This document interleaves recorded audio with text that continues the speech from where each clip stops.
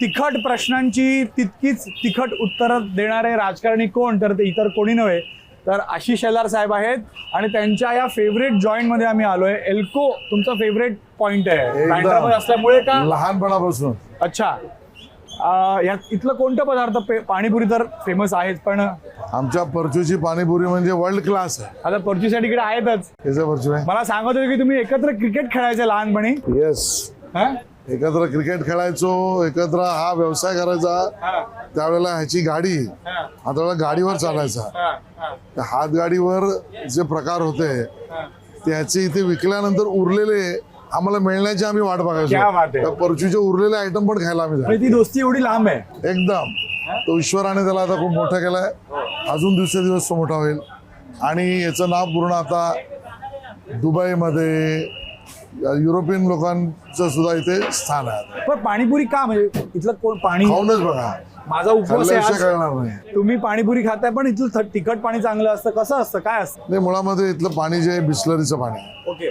आणि गेरे आणि बिस्लरीच्या पाण्यामध्ये ते असल्यामुळे त्यामध्ये सगळ्या गोष्टी हायजेनिक आहेत.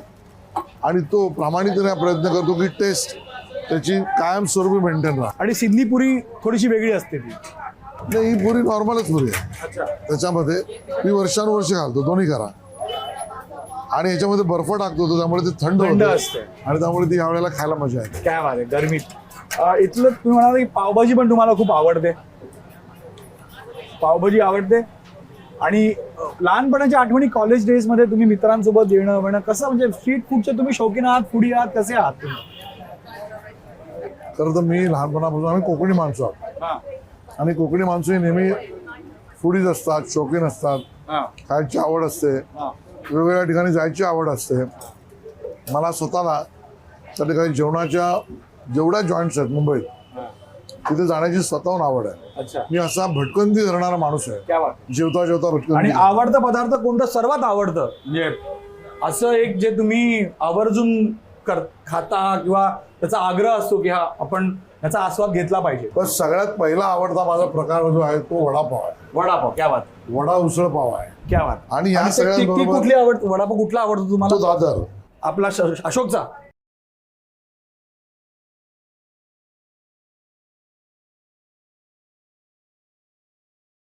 बँड्रामध्ये आमची परचूची पावभाजी. माझा पहिलाच प्रश्न असा असेल आशिषजी की आपण शिवसेनेसोबत एवढी वर्ष युतीत होतात.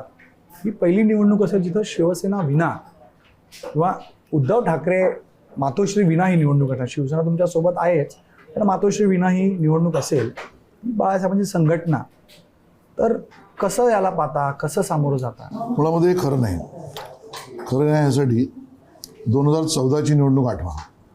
2014ला अशाच अहंकारापोटी आदित्य ठाकरे यांनी 151+ घोषित केलं. बरोबर.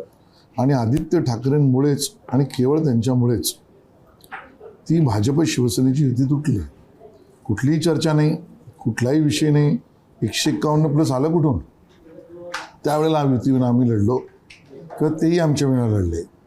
2017ला परत मुंबई महापालिकेच्या निवडणुकीत अहंकारी पितापुत्रांनी म्हणजे पुन्हा आदित्यजींच्या आणि उद्धवजींच्या भाषणात हे आलं होतं की आम्ही युतीमध्ये सडलो. आणि महापालिकेमध्ये पुन्हा त्यांनी प्रयत्न केला की आम्ही काहीतरी ग्रेट करू, आमचं काहीतरी वेगळं जिंकून येऊ. दोन्ही निवडणुकांमध्ये जेव्हा जेव्हा शिवसेना आमच्या विना लढली त्यावेळेला ती जिंकू शकली नाही. मुंबईतही जिंकू शकली नाही. मुंबईतही त्यांचा पराभव झाला. आणि मग आपल्या लक्षात येईल 2014मध्ये मुंबईत सगळ्यात जास्त आमदार हे भाजपचे निवडून आले.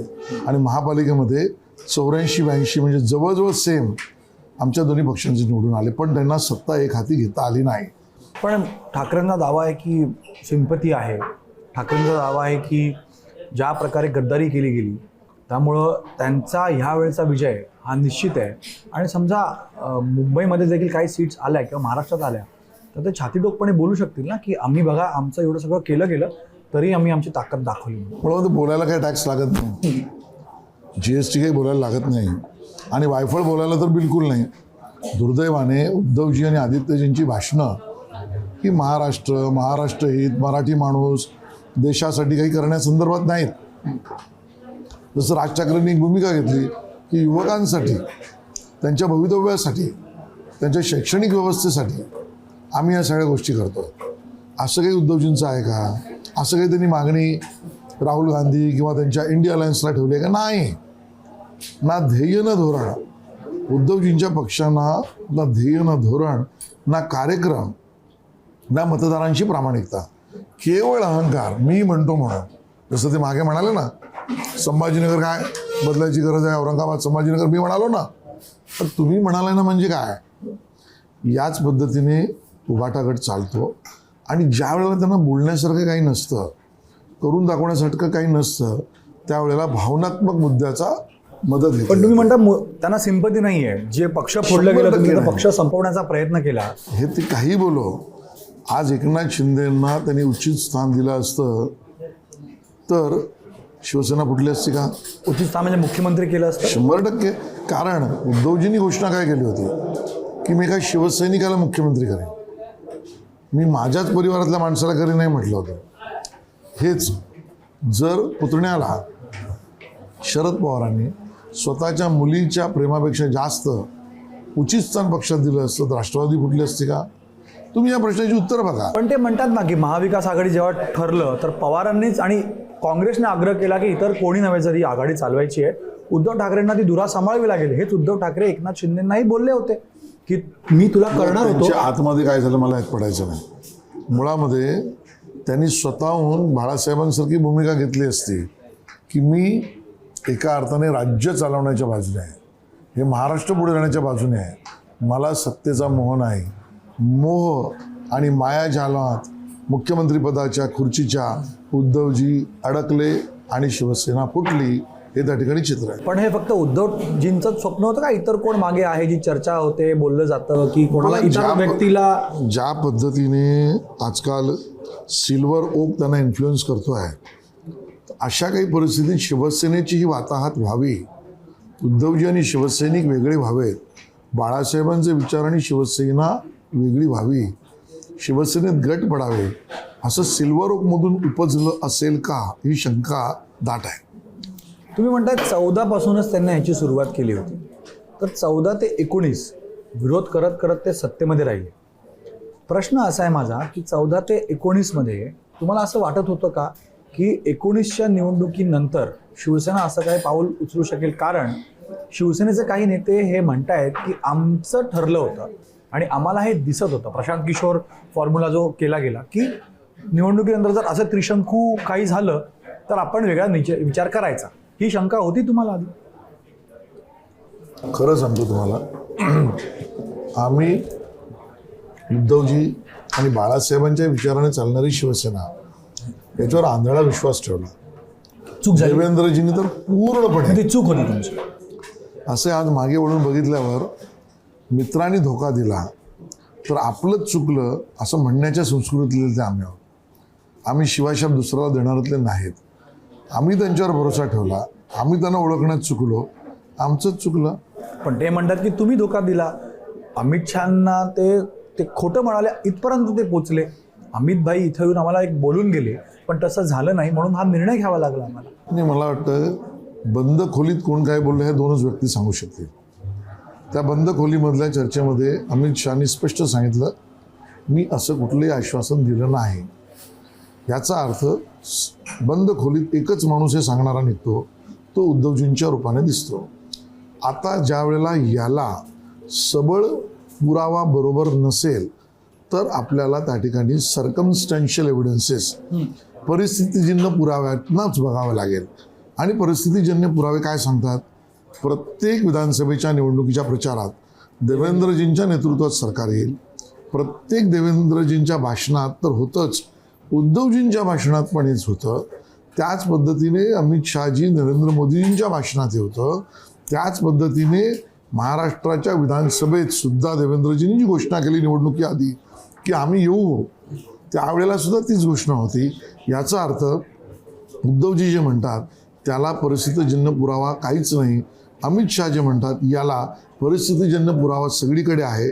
आणि त्या गोष्टीला खोडून काढण्यासाठीचं एकही विधान उद्धवजी किंवा त्यांच्या नेतृत्व असलेल्या 13 लोकांपैकी कोणाचंही नाही. याचा अर्थ असत्य कोण बोलतंय हे परिस्थिती जनने पुरावणे स्पष्ट होतं. पण समजा हा माझा एक हायपोथेटिकल प्रश्न आहे, पण चर्चा पण आहे अशी की उद्धव ठाकरे पुन्हा भाजपकडे येण्याचा प्रयत्न करतायत. मातोश्रीवरनं अमितभाईंना फोन गेले. समजा उद्या उद्धव ठाकरे म्हणाले की आमचं असं जे मी विधान केलं होतं तसं नव्हतं, मिसअंडरस्टँडिंग झाली, पॉलिटिकली करेक्ट स्टेटमेंट केली अमितभाई संदर्भातली, तर त्यांना तुम्ही परत घ्याल? मला वाटतं हा विषय जो आहे हा पावभाजीवर खाताना चर्चा करणारातला नाही. नाही पण प्रश्न तर आणि आमचे- म्हणून हां. या विषयावर मी आज तरी असंच म्हणेन, या विषयावर देवेंद्रजींनी दिलेलं उत्तर खरं. आता उद्धवजी आणि उभाटा गटाला आमचे दरवाजे बंद आहेत. म्हणजे माफी नाही. मला वाटतं त्यांनी स्वतःच ती परिस्थिती आणली आहे. पवारांसंदर्भातही तोच विषय आहे.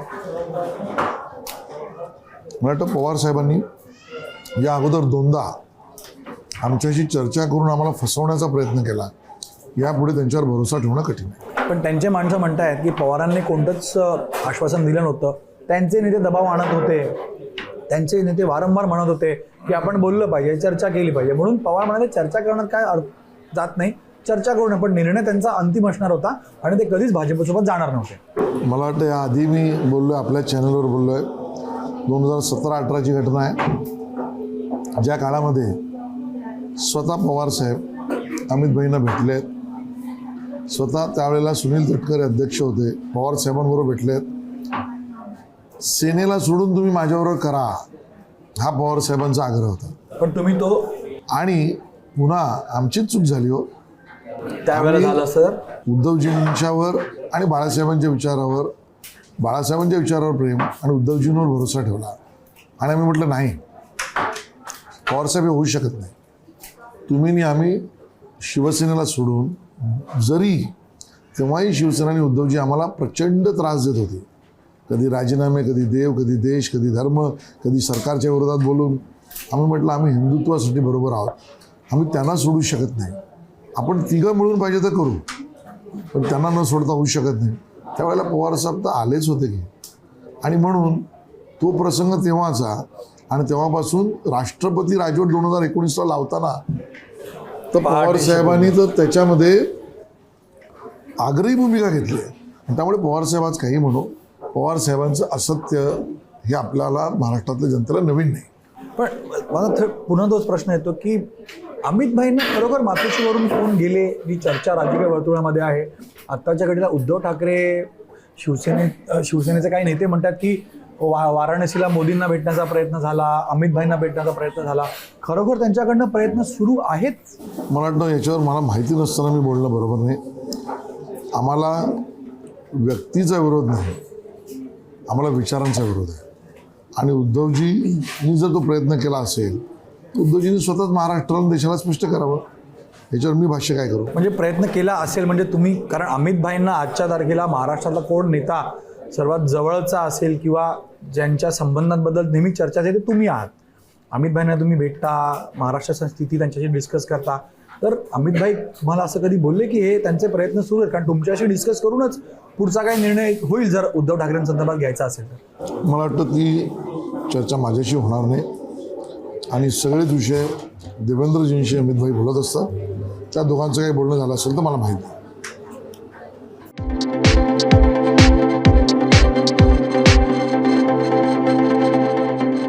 45+ आहे तर तुम्हाला राज ठाकरेंची गरज काय? तुम्हाला फोडाफोडी करण्याची गरज काय? अजित पवारांना घेताय, अशोक चव्हाणांना घेताय, खडसेंची चर्चा पुन्हा येण्याची आहे. जर तुम्ही एवढे कॉन्फिडंट आहात तर ह्याला घे त्याला घे करून निवडून लढण्यात अर्थ काय? मला मध्ये 45+ हे 3 पक्षांचा मिळूनच सांगितलेलं आहे. 45+ अहंकारी आदित्यजी ठाकरेंसारखा एका पक्षाने परस्पर घोषित केलेला नाही, जसं आमच्याबरोबर त्यांनी केला होता. 151. 45+ हा शिवसेना, एकनाथ शिंदे, भाजप, अजितदादा पवार, रिपाई आणि मित्रपक्ष यांचा मिळून आहे. मोदी परिवार वाढणं ही आमची स्ट्रॅटर्जी आहे, आमची रणनीती आहे, आमची भूमिका आहे, आमचं धोरण आहे. पण आणि त्यामुळे मग मोदी परिवार वाढवण्यामध्ये जर राज ठाकरेंसारखा एक सहकारी मित्र मिळतो, निश्चितच आम्हाला आनंद आहे. मग राज ठाकरे बिनशर्त पाठिंबा देत आहेत, पण अजूनही महायुतीत आले नाहीत असं चित्र आहे. पाठिंबा दिलेला आहे पण ऑफिशियली महायुतीत नाही. तर पुढे काय चर्चा होणार आहे जागा मला वाटतं दक्षिण देवेंद्रजींशी त्यांची चर्चा होत असते किंवा होईल. तुमची होते जास्त. तुम्ही दिल्लीत गेलात बैठकीला आणि बैठकीवरून थेट राज ठाकरेंकडे होतात. गेल्या असं एक दीड चर्चा होती की आठवड्यात तुम्ही- काय माझी त्यांची चर्चा झालेली नाही.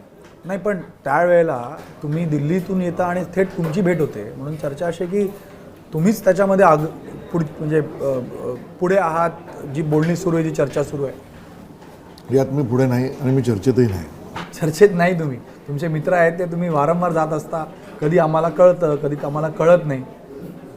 तुम्हाला न कळत या राज्यामध्ये काही गोष्टी होत असतील ABPला विशेषतः असं मला वाटत नाही. नाही नाही सर मला प्रश्न तुम्ही टाळताय. तुम्ही पॉलिटिशियन आहात पण वकीलही तुम्ही आहात त्यामुळं बरोबर तुम्ही डिप्लोमॅटिकली करेक्ट आन्सर देतात. माझा थेट प्रश्न परत आहे राज ठाकरेंना जागा मिळतील पुन्हा त्यांना कारण अजूनही मुंबईतल्या 3 जागांचा विषय उमेदवाराचा विषय आहे. तुम्ही मला व्यक्तिशः विचाराल तर राज ठाकरेंच्या पक्षाने आमच्याबरोबर निवडणुका लढल्या योग्य पद्धतीनं तर आम्हाला आवडेल. हे माझं व्यक्तिगत हीच भूमिका तुम्ही पक्षश्रेष्ठींना पोचवली. मी पोचवली सुद्धा आणि पोचवीन सुद्धा. मग काही होऊ शकतं म्हणजे नाही याच्यावर मी भाष्य नाही करू शकत कारण मी या चर्चेमध्ये नाही.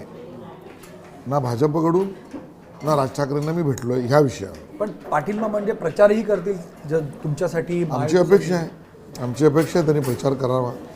मोदीजींना समर्थन दिलं आहे तर मोदीजींसाठी त्यांनी प्रचार करावा ही आमची अपेक्षा आहे. पण आता राज ठाकरे त्या दिवशी बोलले की लोकसभेला ही परिस्थिती आहे जी चर्चा आम्ही ऐकतोय जे त्यांनी काल त्या दिवशी स्पष्टीकरण दिलं. पण जागा वाटपासंदर्भात चिन्हासंदर्भात काही गोष्टी अडल्या होत्या. लोकसभेला ही परिस्थिती 8 जागा महायुतीच्या अजून ठरल्या नाही आहेत. खास करून मुंबईतल्या 3 जागा आहेत जिथं उमेदवार दिले गेले आहेत आणि अनेक जागा अशा जिथं उमेदवार काम करतोय पण त्याची घोषणा नाही आहे. ही परिस्थिती काय आज? मला वाटतं की आमच्या इलेक्शनला अजून वेळ आहे. आमच्या रणनीतीचा भाग आहे. आम्हाला बघायचं आहे राज्यभर उमेदवार कसे पडतात मुंबईत कसे पडतात कोण जिंकू शकतो कशा पद्धतीने जिंकू शकतो हे बघायचं आहे. म्हणजे बदल होऊ शकतात नंतर. नाही मी बदलाचं नाही म्हटलं. आमचे उमेदवार घोषित यायला वेळ का लागतो आहे तर वेळ लागण्यामागे आमच्या रणनीतीचा तो भाग आहे हे माझं त्यातलं म्हणणं आहे. पण उमेदवारांना सिग्नल देऊन कामं सुरू केली आहेत पण घोषणा नाही. रणनीती आहे. चाचपणी अजूनही काही सुरू आहे म्हणजे बदल होतील. चाचपणी नाही म्हणणं रणनीती आहे. रणनीती आहे. मुंबईबद्दल मी विचारेन. तुमच्या नावाची जोरदार चर्चा याच मतदारसंघात. या मतदारसंघातनं आशिष शेलार असतील कारण उमेदवार नाही अशी एकंदरीत आहेत. गोल फिरू नका मला तुम्ही लढणार का नाही. आम्ही सगळ्यांनी मिळून महाराष्ट्राच्या कोर कमिटीने माझ्या सहित सगळ्यांनी पूनम महाजन यांना तिकीट दिलं पाहिजे असं मत केंद्रीय नेतृत्वाकडे मांडलं आहे. आता केंद्रीय नेतृत्व जो निर्णय करेल तो देवेंद्रजींशी जी चर्चा करेल त्यानंतर अंतिम निर्णय होईल पण पूनम महाजन यांना दिली पाहिजे आमचं मत आहे. आणि हे पक्षश्रेष्ठी पॉझिटिव्ह आहे त्या संदर्भात. मला वाटतं तो योग्य निर्णय घेतीलच आणि देवेंद्रजींशी बोलतीलच. पण तुम्हाला जर लढायला सांगितलं लढाल. मी विधानसभेत खुश आहे. आणि मुंबई महानगरपालिका पण आहे पुढे ते तुमचं मोठं चॅलेंज आहे. मुंबई महापालिका निवडणुकीत पक्षाला जिंकवणं हे तर मोठं चॅलेंज आहेच आणि ते पूर्ण करीन. दक्षिण मुंबईच्या जागेवर कुठे अडलंय सर. तुम्ही मुंबई अध्यक्ष आहात. मुंबईवरचा मोठा श्रेय असतो. नार्वेकरच उमेदवार असणार आहेत का वेगळा काही फॉर्म्युला. आता यशवंत जाधवचं पण नाव येतं आहे. मिलिंद देवरा म्हणतात मी इच्छुक आहे. तर रस्सीखेची सुरू आहे मुंबईच्या जागांसाठी खास करून नाशिक ठाणे पकडून. मी याला रस्सीकेस नाही म्हणणार.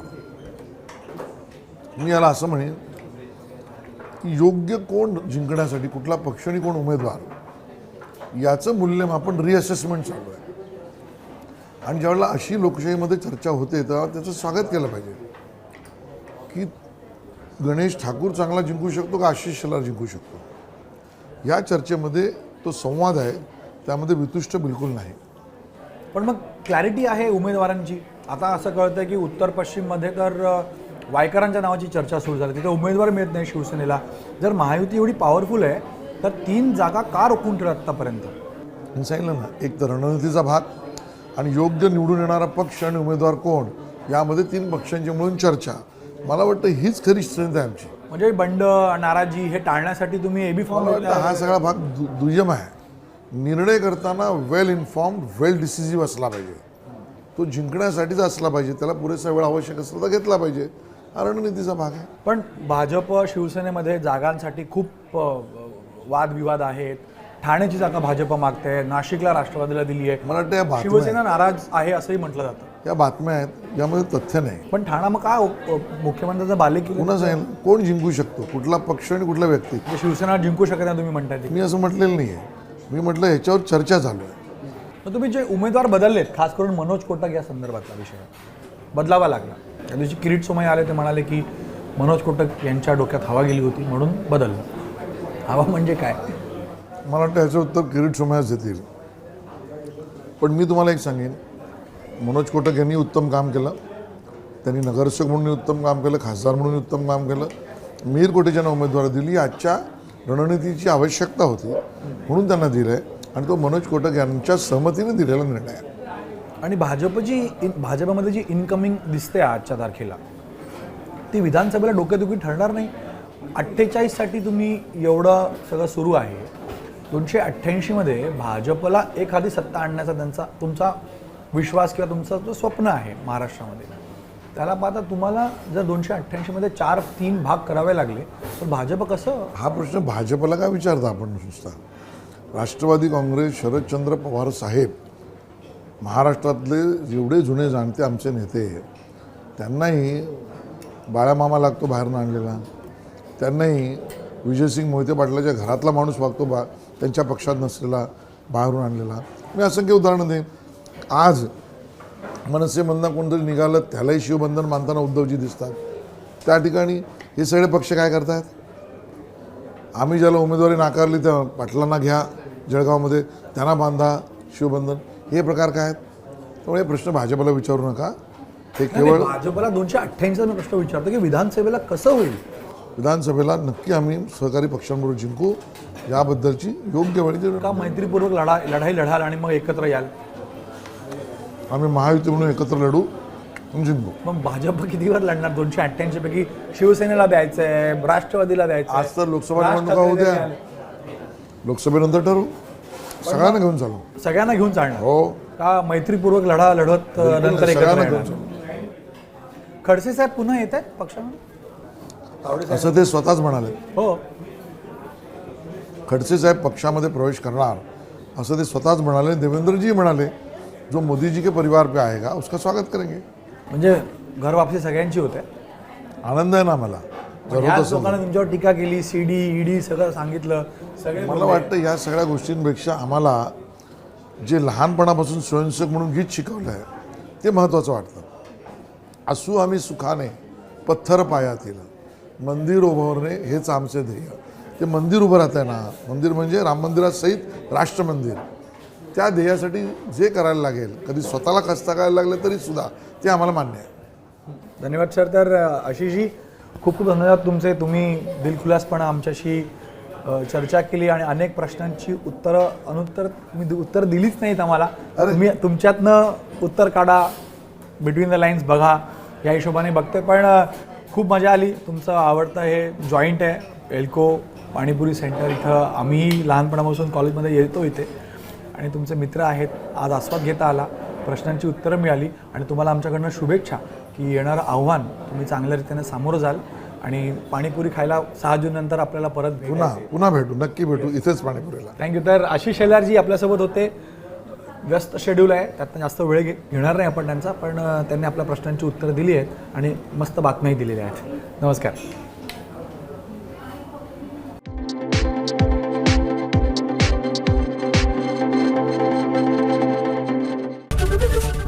एबीपी माझा, उघडा डोळे बघा नीट.